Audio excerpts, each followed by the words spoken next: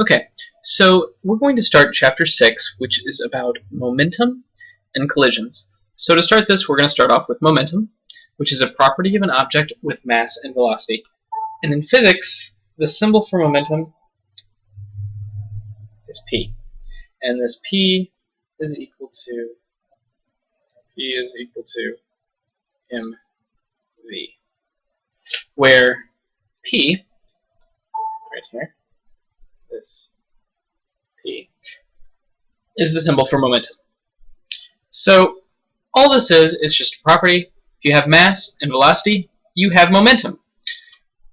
The units of momentum, right here, are in the kilogram meter per second. So you just take the units of mass and velocity, mass being the kilogram, combine it with meters per second. And there you go. That's momentum. So it is a vector. Notice little arrows above that, which means you have to worry about which direction it's going. For our first few examples, it's just going to be in the plus and minus direction. So let's take a look at what we can do with this. So, conceptual question. Can a roller skate have more momentum than a cement truck? Why or why not? So at this point, it would be a good time to pause the video and think about this.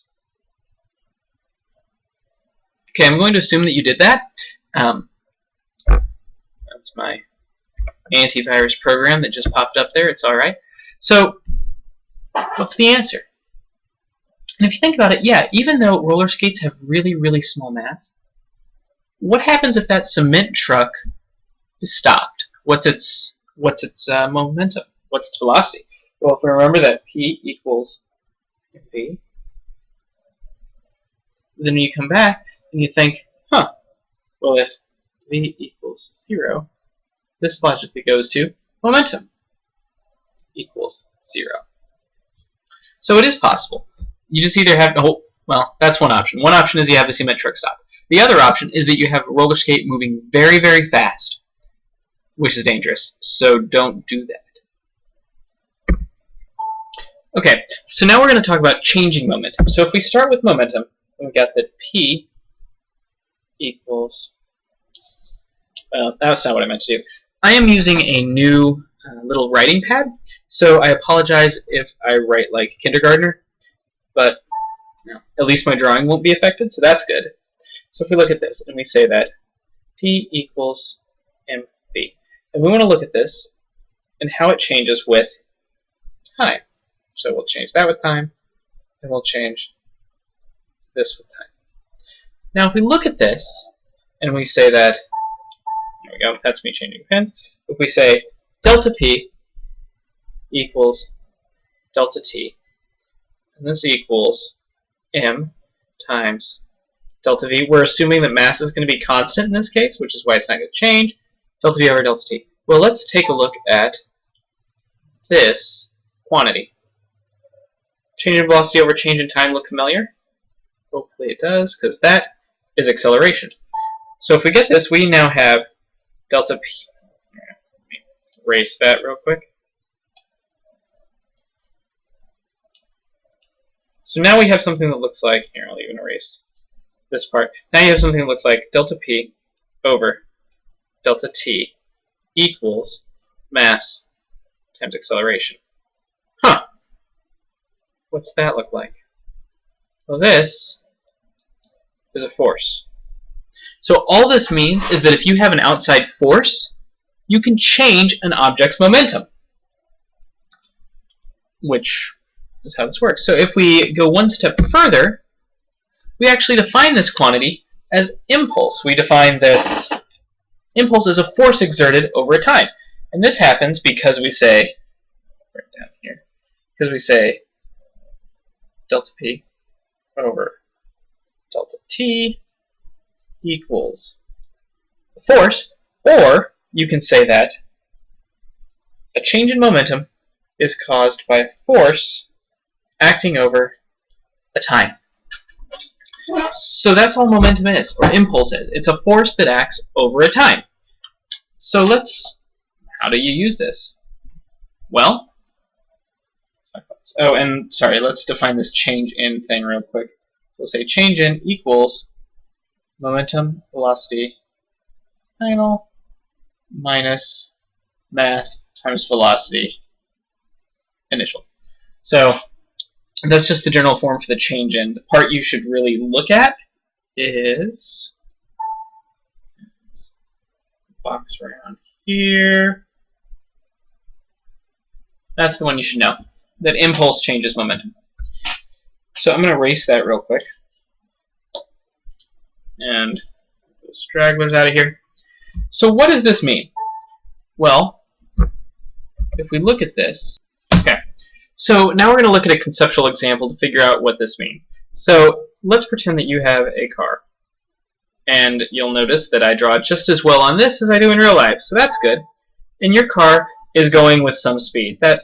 So let's say that you're going with some velocity this way. So your velocity is going that way. Now let's say that you have two options. You're going to be either stopped by a brick wall, right there, or you get stopped by a haystack, which is really soft. Which would you rather run into? Hopefully, you are saying the haystack. And you're thinking, okay, well, let's compare the times and the total impulse delivered.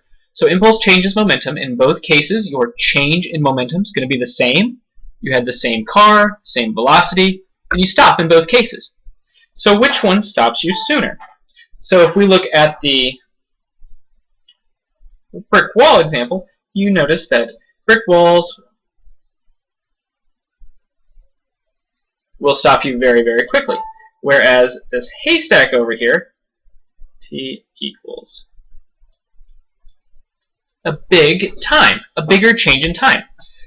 So what we can find is that this change in momentum is either caused by a big force acting over a little time, or you can get a little force acting over a big time. So big force in a little time, or a little force in a big time.